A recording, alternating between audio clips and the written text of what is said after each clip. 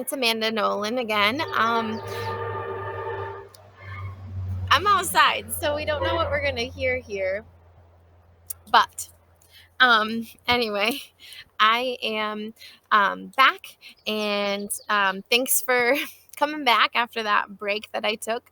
Like I said before, life is getting a little crazy, but I know that you guys are important, so I'm taking a break from packing to talk to you this week about poetry. And actually, I'm going to do 5 different videos. I have 5 so far, maybe I'll have more, about poetry and how we can use that with our kids and our students, and also why it's important. So today specifically, I'm going to be talking about rhyme and rhythm.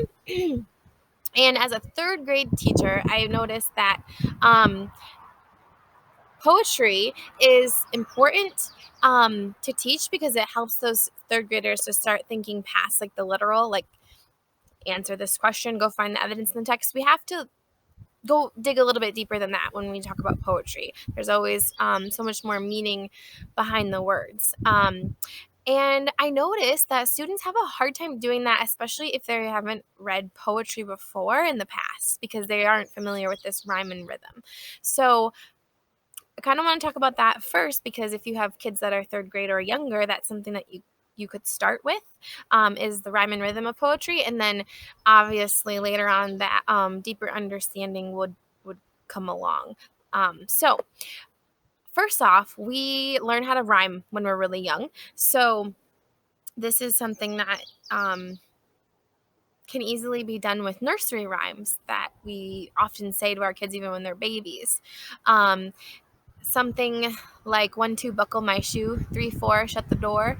Um, so, but looking at those words, writing them down, pointing to them, and showing kids why door and for rhyme. And what is the onset?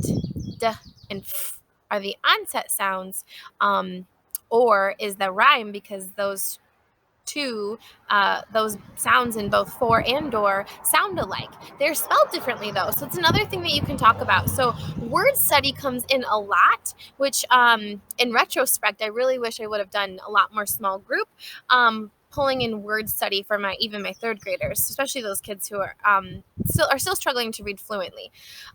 So onset and rhyme is something important to understand, because that helps you to read more smoothly if you're one of those earlier readers.